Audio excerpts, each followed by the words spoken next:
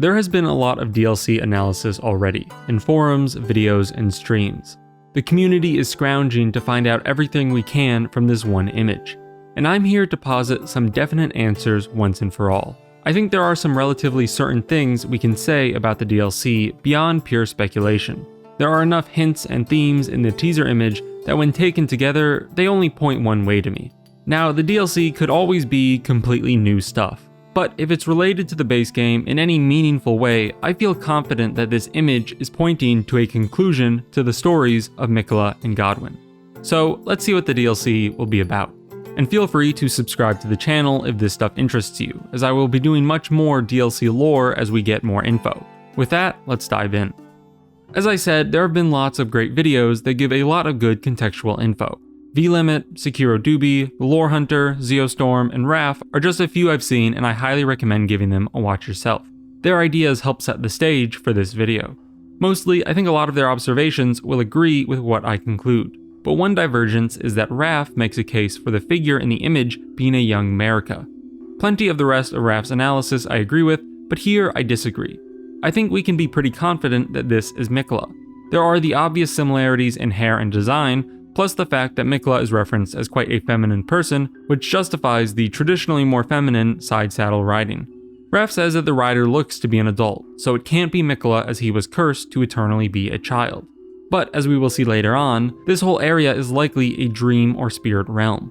It could be Miquella's dream or a dream realm where he has some influence, especially as his alter ego, Saint Trina, is heavily associated with dreams. If this is the case, it makes sense Miquella would allow himself to be free of his curse in his dream world, and this would explain him having the body of an adult, and not a body eternally cursed to be a child. Another point for Miquella over Marika is that Marika's story feels relatively done. Yes, we could have a more fleshed out origin for her, but in-game we do get to hear a lot about her past actions, and we see the culmination of her story at the game's end. Whereas for Miquella, it is basically a story untold. He is one of the most prominent demigods who made some of the biggest moves, like fighting against the Outer Gods, yet his story and ambitions are extinguished by Mohg's kidnapping.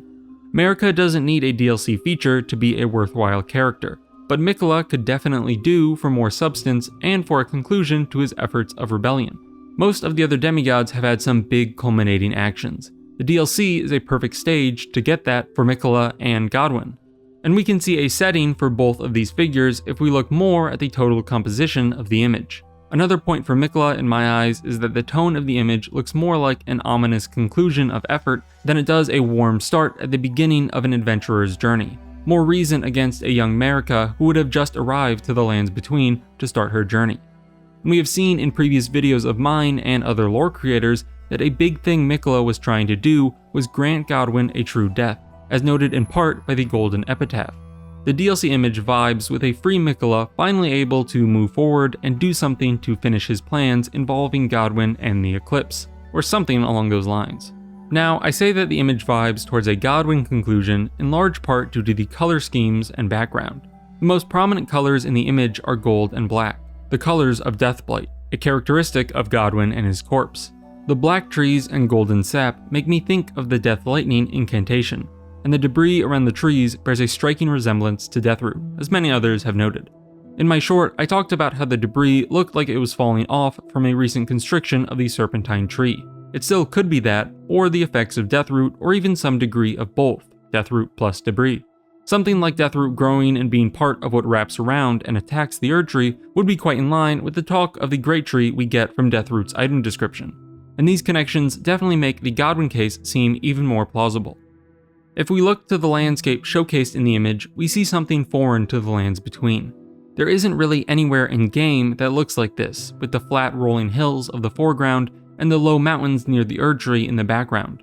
We don't necessarily have to take this concept art as showing up in the game one-to-one, but most concept art in the art books did end up mirroring the real locations pretty closely, and a lot had the character in the foreground overlooking the wide area angle, so it's not a stretch to think that this is supposed to be more like the art book location art as opposed to something like the Vike promotional poster, which wasn't a real place in-game. If this is a real place, then we'd have another reason to think this is a dream or spirit realm, as that could be the reason for the altered landscape. The lore hunter noted that it is a pretty surreal feeling landscape, and I think that captures the vibes well and gives more support for a dream, as dreams are some of the most surreal experiences with what is familiar often sandwiched between the absurd. An aspect of the landscape we also never see in-game are the boundless fields of wheat. In their videos, vLimit and Lorehunter brought up some strong connections between Miquella and the Greek goddess Demeter, who is connected with harvest, grains, and abundance, and also death and the underworld. Sekiro Dubi showed some similar connections with the cut content and Miquella's abundance twin blade weapon. These references and the overwhelming abundance of wheat make the candidacy of Miquella that much more sure to me, especially because they would all also fit the case of a dreamscape made by Miquella. His dream would likely share his attributes, abundance and grain in this case. Sekiro Dubi has shown a lot of the cut content and its relation to Miquella via Saint Trina, all of which help make the case for dream themes in the DLC. So if you're more interested in those details, check out the appropriate videos. I'll be linking all of the reference videos in the description. One more note here is that the Abundance Twin Blade has a skill, Miquella's Hidden Blade, which is especially strong against those who live in death, the peons of Godwyn. This then pairs with the fact that the ghost graves amidst the wheat fields can be found in the Altus Plateau in solid form, and here they are patrolled by none other than those who live in death. The Miquella-Godwyn connections were already plentiful in the base game, and we can see that they keep adding up here in the little bit of DLC we've been teased. Of course, the cut content might not come into play, but it does show how a lot of the direction before release did have the two demigods intertwined. From another piece of that cut content, Sekiro Dubi posits that this might be where we start the DLC, in a place that used to be called St. Trina's Hideaway, in the Altus Plateau. Given the other connections we've just seen in Altus, I'd say this is definitely plausible. And just to put a bow on connections and evidence towards a Godwyn-Miquella dream escapade, the only time so far we go into a dream world in Elden Ring is when we fight Fortisax, the dragon friend of Godwyn who is corrupted by his death essence. We get to this deathbed dream by way of Fia as she is serving Godwyn. With a dream realm connected to Godwyn, a cut content dream quest connected to Miquella aka Saint Trina, and evidence in the DLC image that points to a dream world heavily involving both Miquella and Godwyn, I think the only reasonable conclusion that can be drawn is that the DLC will focus on Miquella and Godwyn's story. With the knowledge we have of them so far, this setting seems like it will be a continuation of their stories and likely some form of conclusion to them, whether that be a positive or more grim one. We might aid Miquella in bringing about the true death of Godwyn, or we may even act against him, maybe he won't be able to handle what has to be done. Either way, there are paths to acquire his Great Rune through assistance or combat.